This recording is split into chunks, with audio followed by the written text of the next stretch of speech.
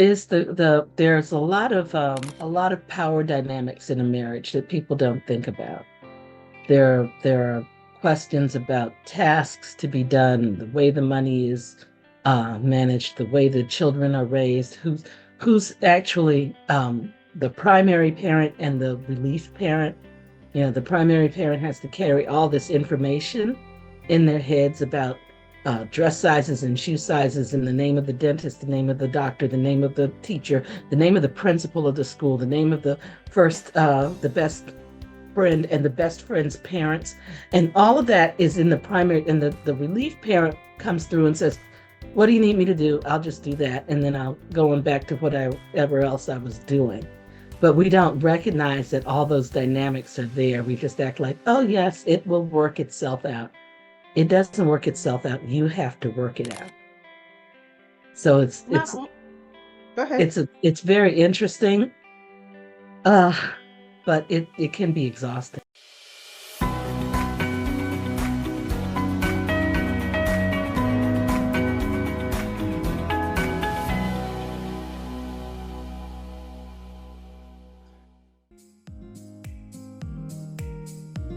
You're listening to the Her Money Story podcast with your host, Felicia Gopaul.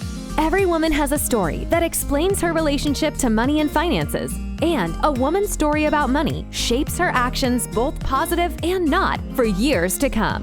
This podcast is for any woman learning how to take care of her money so that her money can take care of her now and into the future.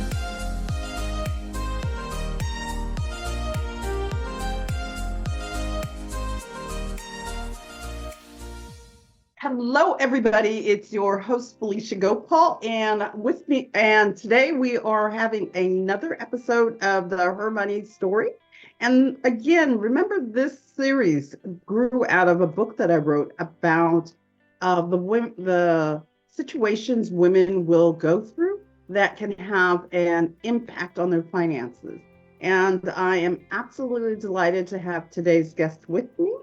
And she's got a great, well, I don't know that great is the story. She's got a story to tell about how she went through and is now surviving and thriving after the death of her partner. With me today is Tonda Bean. She is somebody that I met through some work that I was doing in another program, and she and I just connected, and she was sharing with me that her husband had passed. And I was just like, well, that's one of the situations that I talk about in my book.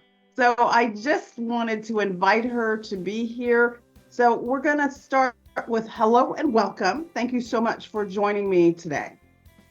Thank you for having me. All right, perfect. So Tonda, tell me a little bit about your background, who you are. I know that you've got a business, you can talk about that, but just introduce yourself to my audience, please. Hello. I am a career exploration coach and strategic parenting advisor for people who have emerging adults, teens from the beginning of, the middle of middle school to the middle of college. And that's a piece that I believe is very treacherous. We kind of tell kids, you'll figure it out. You'll figure out your career. You'll figure out what you want to do. We don't tell them how to figure it out. So that's the piece where I am. I saw that coming from my girls, both my daughters and my Girl Scouts. And I realized that the preparation really was not there. And it made me start working to create a program. And out of that program, now that my girls and my Girl Scouts have both graduated, I offer it more widely. Right. Well, we'll get into that a little bit further, but let's just talk about what your life was like before your husband was died. Were you guys partners, or are you like me and my husband, where each of us have our roles in how we handle money? Could you tell me a little bit about that? Well, actually, my husband was, he was a large and in charge kind of guy. He wanted to be in charge of a pot of money.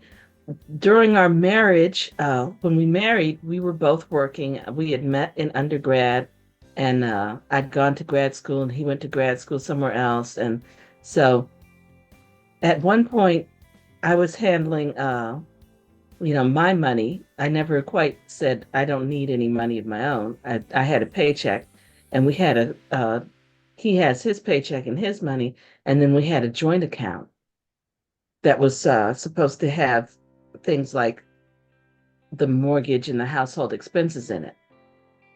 Now he's largely in charge. So for part of that, he wanted to be the one in charge of the joint account. And what I realized is he was running it to zero all the time. So Ooh. there was never anything left at the end of the month at that joint account. Um, and it came to during the first 2 years we were married, I wanted to buy a bookcase, a really nice wooden bookcase. And so I started we had said how much each of us needed to put into the joint account. And I started putting an extra $50 every month into that account so that I would have enough to buy this bookcase. And at the end of every month, there was nothing left. So he spent your money and whatever money he might spent everything in the account. He spent the account to zero. Okay. That was his, and he said, "Oh, well, there was extra money in the account, so I spent it." I said, "Well, hold on. I put extra money in the account so that we could have this bookshelf." After a couple of months, I figured, if I put in $50 every paycheck, I'd have a few hundred. I could buy however nice a bookshelf I wanted. And he said, "Oh, are you trying?" And he went blustery on me. What are you trying to say? You're trying to say that I've done the wrong thing. Okay. So it became clear to me after a while that I needed to run the joint account. And then he could run his account. And then I had little money over to the side. And that's how we stayed during the rest of the marriage. So you had your account. You also ran the joint account, and then he had his own account. Yeah. Okay. And that let there be that let there be peace in the house, and peace is very valuable. Well, it's interesting because you're right. Peace is very valuable. And as a partner in a marriage, one of the things that I have come to realize is sometimes peace is more important than the right way to do things. And I'm not sure that there is a right way to run finances, but there's a way that we run our finances that keeps the peace, because it's more important. I remember having a conversation with you. It was more important to stay married than to be right about how each of us are running our finances. Yes. So that's what we came to, because when he ran the accounts, there was nothing left. And he would come in at tax day and say, "The savings, why? Because there's the emergency." "What's the emergency?" "It's the taxes." I said, "Well, don't we have taxes every year? How's that an emergency?" But okay. Fine. All right. You're right. We have taxes every single year. Otherwise, we're going to have a problem with the IRS. Yeah. So, which year is it that we're not going to have never be an emergency? So if you can write anything down today, ladies, taxes should never be an emergency. No. They should be folded right into your run rate. So, okay. Yeah. Okay. So what did you learn about money and your finances after your husband passed away? Well, after he passed away, I found out from another person that he had been consistently sending his funds to his family members. That he had been sent. Fortunately, and that really made me know that it was important that we had that joint account and that I ran it, because he was consistently passing away, because he felt like he had one of the better jobs in the family. Okay. And he had been told, he had the mentality of trying to take care of certain family members, Okay. as opposed to the family taking care of each other, which is a little different. So these family members got accustomed to the idea that he would pass them money. And he did pass them money consistently. But in the interim, we never actually got to the lifestyle that I thought we should be able to hit. And I was always saying to myself, why is it that we can't take a little nicer vacation? Why is it that we can't, why is it a big problem that I wanted the girls to go to these different summer things? And it's because he was forever passing on a regular basis. Whatever looked like excess to him, he was passing it on. He didn't save it.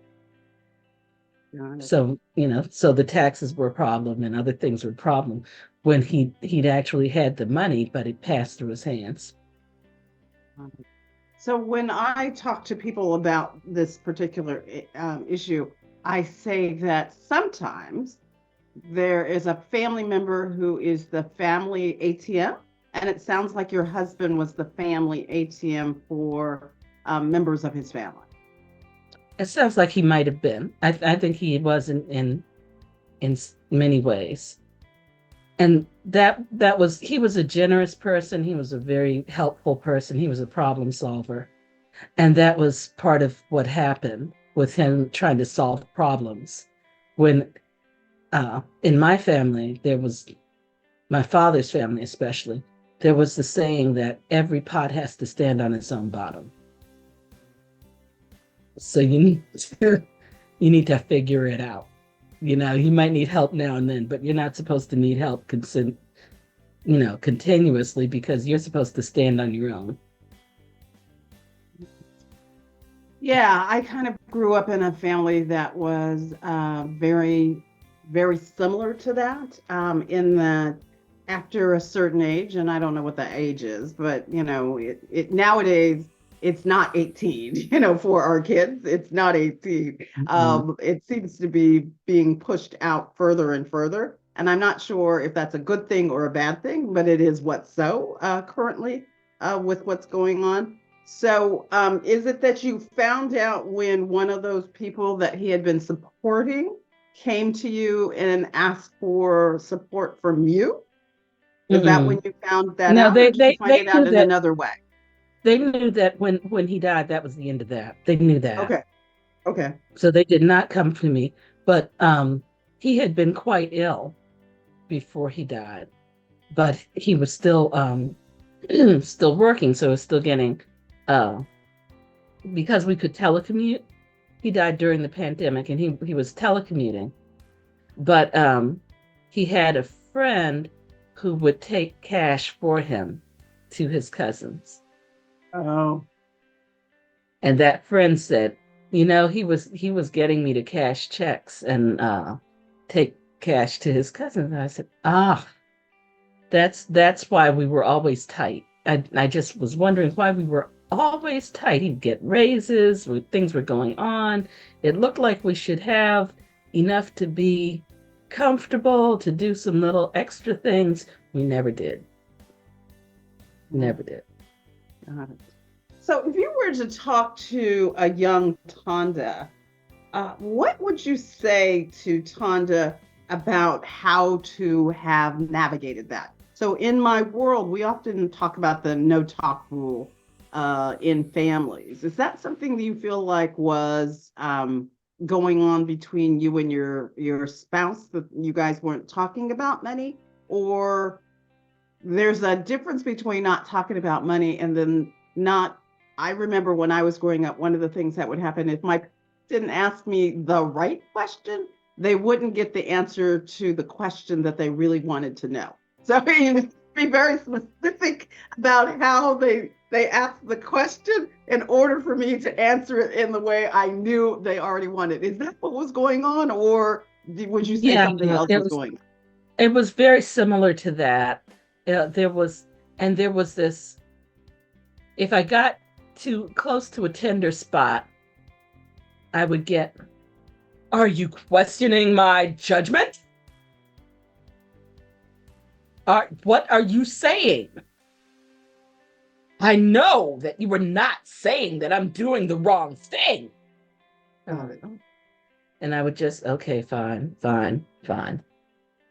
Let us continue. Let us continue staying married, and we'll leave this tender spot Right. alone. Exactly. And then I made it a point to have a little something of my own to the side, because I knew that at some point I might have to save the family, which in fact I did have to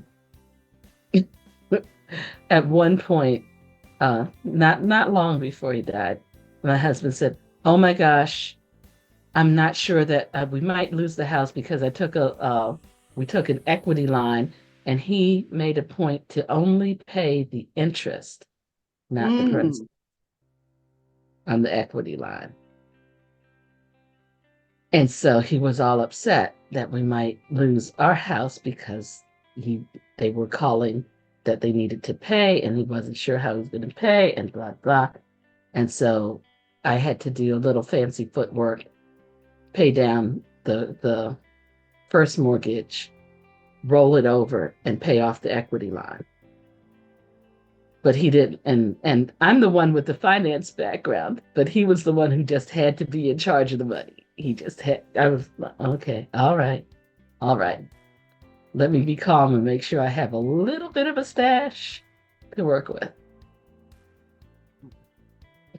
So, I'm married to a man who's very similar in some ways to your husband, in that when we first got married, my husband handled the finances. And for me, it grew out of a conversation that I had kind of grown up with, where my father was the primary caregiver and primary breadwinner. And so my mother always had to ask for money.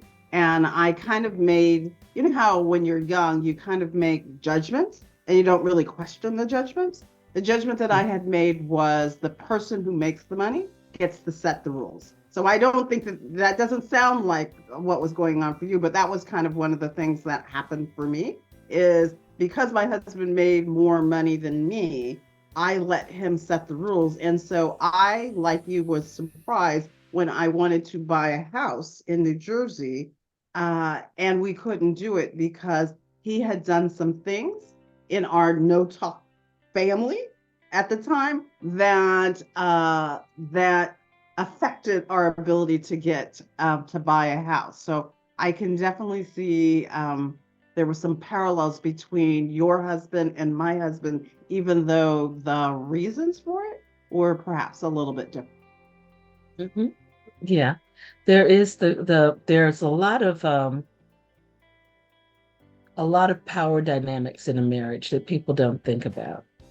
There are questions about tasks to be done, the way the money is managed, the way the children are raised, who's actually the primary parent and the relief parent. The primary parent has to carry all this information in their heads about dress sizes and shoe sizes, and the name of the dentist, the name of the doctor, the name of the teacher, the name of the principal of the school, the name of the best friend and the best friend's parents. And all of that is in the primary, and the relief parent comes through and says, "What do you need me to do? I'll just do that. And then I'll go on back to whatever else I was doing." But we don't recognize that all those dynamics are there. We just act like, oh yes, it will work itself out. It doesn't work itself out. You have to work it out. So it's Go ahead. it's very interesting. But it can be exhausting. It can be exhausting, absolutely.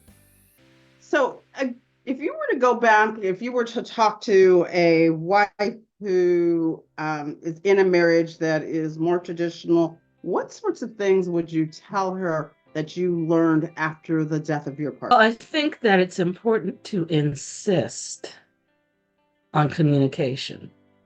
Yes. To just insist on it, to press for it, to go on and have the fights, because a lot of times I just did not want to have the fights. I could see that this was, this is a tender spot and how dare you? And I think perhaps it would have been better if I'd just gone on and had the fight. And then you can get over it. So that's one thing. And another thing is to make sure that you are taking time to focus on yourself. It's very popular to say, self-care right now, but to actually say what self-care looks like. Where are the holes? What do you need to do? Do you need to take a walk? Do you need to go to the gym? What do you need to do? And make sure that that gets done because um, for some reason, a lot of the raising of children and the caring for the home still falls on the woman, no matter how much she's bringing home in the paycheck. So you need to negotiate, and that's a big piece that's not discussed either. That you need to negotiate what's going to happen at home and negotiate what's going to happen in the family and evaluate on a regular basis and then negotiate again and be willing to have the fight. I love that. It's important. So you mentioned three things. You were talking about communication, the importance of communication, the importance of negotiating, and maybe even renegotiating. And those are kind of the things that you would tell a young Tonda or somebody who was currently in that circumstance that they need to do. Because I think sometimes, we don't want to have the fight.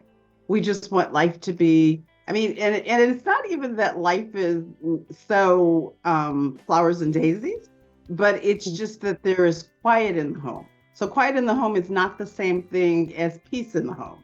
And I think sometimes you have to open the conversations to get to a place where there is peace in the home. Would you agree, or would you say something else? Yes, there's a difference between having a truce and having actual peace.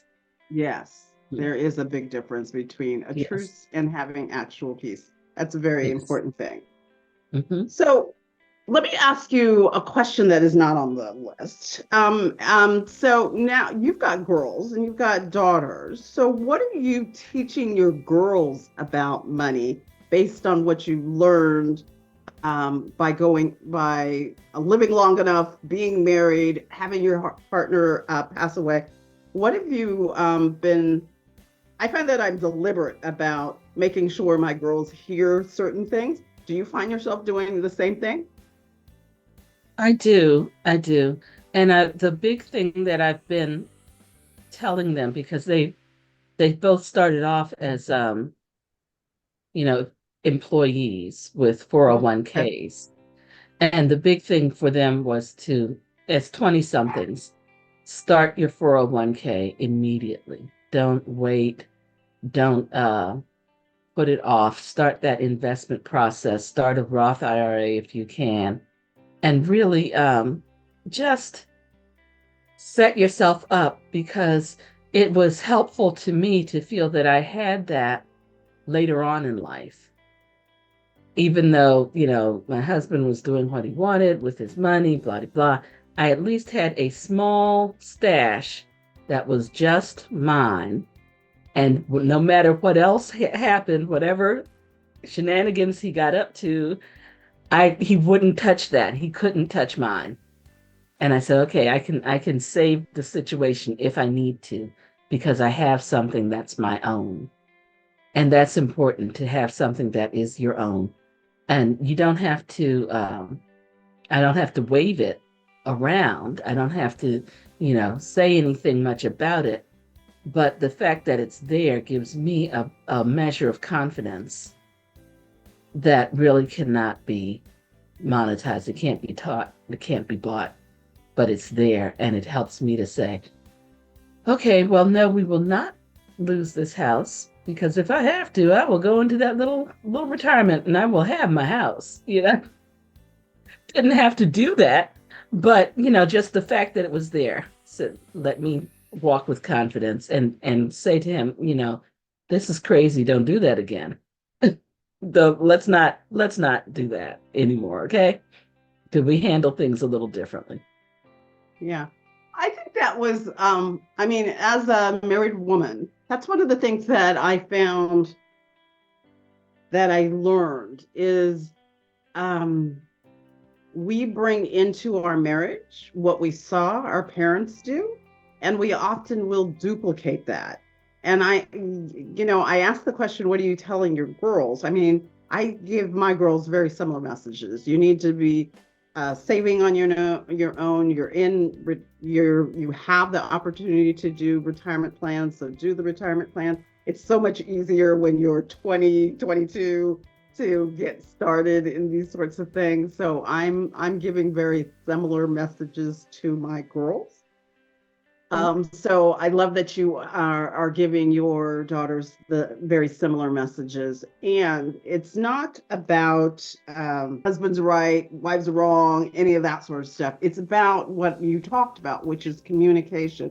The key to a successful marriage is communication. The key to navigating the combining of finances is about effective communication. It's all about communication. That is a key and critical piece to anything that is finance related.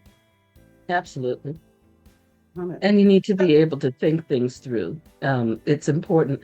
I feel that it's important for young people to live on their own for a little while before they marry, separate from the parents, separate from trying to combine practices and finances and lifestyle with somebody else, to actually just get to know yourself for a moment, you know, and that way you don't have, if your house is a mess, it's like, oh, it's not somebody else that made this mess, it's me. Okay, well, let me do something about that. If your finances are a mess, it's not somebody else who made that mess. It's you. You need to go do something different. So it becomes clear that nobody else is responsible for the holes and messes in your life, and nobody else is supposed to clean them up. And when you stand on your own for just a moment before you start trying to couple with somebody and all that.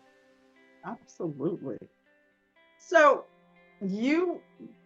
when, after your husband passed away, you started managing the finances. You discovered some of the things that you discovered, like your husband had been supporting some family members.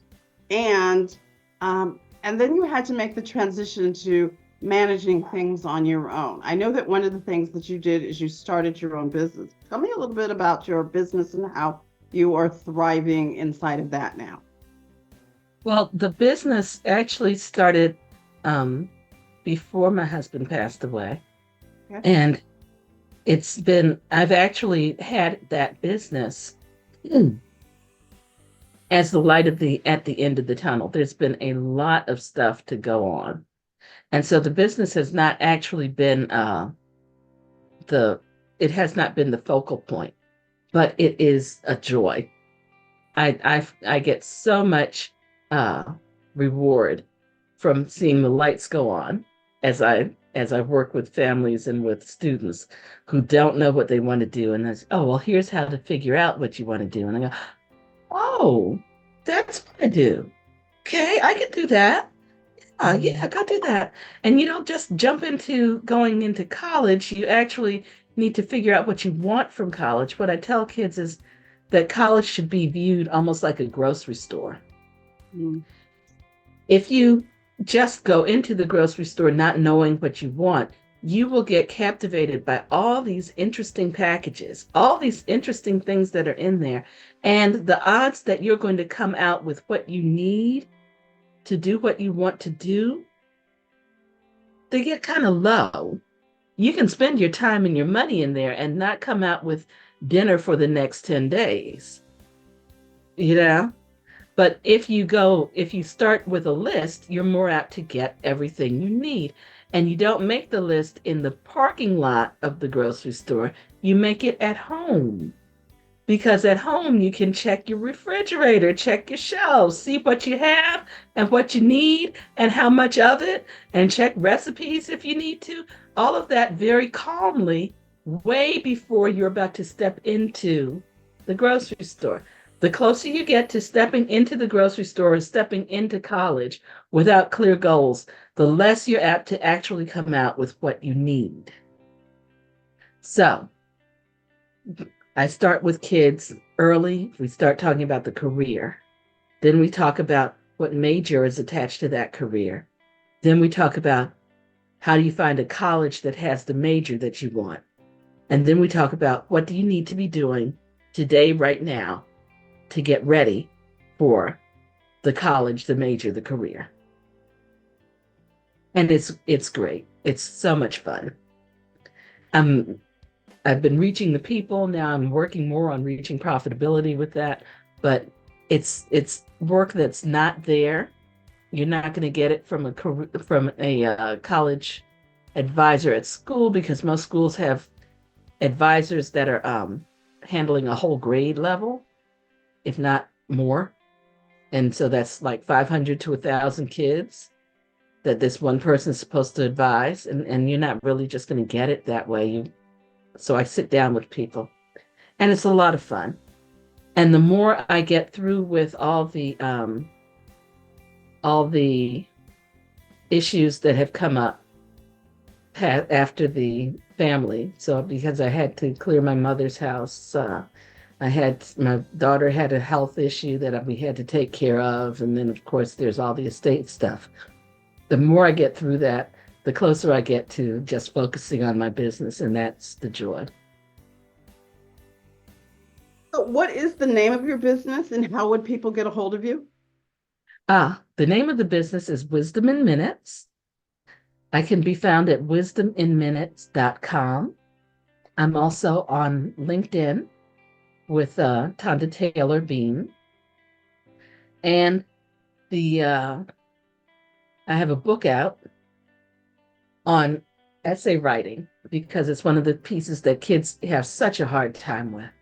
And that's available on Amazon. So it's out there, it's all started, but I need to really get things, in high gear. Don't we all? So, Tonda, we're coming close to the end of our time. Let me ask you one final question, which is completely unrelated to this. Listeners, before we go into that, you know that in the show notes, you'll be able to get the links to her contact information in the show notes, so that you can reach out to her if it sounds like something that you might be able to use. Because the reality is, after the death of a partner, most of us don't fold down and just kind of curl up in a ball. We've got to keep moving. You might need to keep moving for your family. You might need to just keep moving for yourself. And so you got to hear how Tonda has taken something that she started even before her husband has passed, and is now using that to go out and make an impact on the world. So you'll go into our show notes, you'll be able to get a hold of her. So this is something that I adopted from Brene Brown. And what is the soundtrack that you would say is, what is the song that you would say is the soundtrack for this phase of your life? I believe it's Brave. I can't remember the one who wrote it, but it's it's say what you want to say and let the words ring out. Honestly, I want to see you be brave. And that's where I am. I'm going to step on out. I'm going to do the things that I haven't done. I'm going to take some roads that I hadn't taken before. And you just have to be brave. Absolutely. I think we all need to be brave. These are brave conversations that we're having. They're impactful conversations. So the reason I do this series is because I know that there are women out there who have gone through or will go through very similar circumstances. And I just wanted you to hear their stories, know that you are not alone, that there is somebody else who has been there. And I want to invite people who will feed your soul, who will remind you that you are not alone, and invite you to keep coming back to listen to the next episode of Her Money Story. Thank you so much for being here. I would like to share one thought. Sure. Okay. So if you are recently widowed, here's what I want you to think about. When you were born, you had a name, and it was your name, and your you married and your name may have changed and your identity changed. You became a wife. And then your husband dies and you're not a wife anymore. You're a widow. But after a while, you go back to your name. You are just, it may still be his last name, but it's just you again. And you have this kind of bonus time because death did part you, but you did not depart. And you need to take a breath, take a break, think of what you want. No compromise necessary, no bending and swaying to stay in the relationship. You have this opportunity to think about what it is you want. And the big question is, what is now possible in this new spot, in this new space? What is now possible?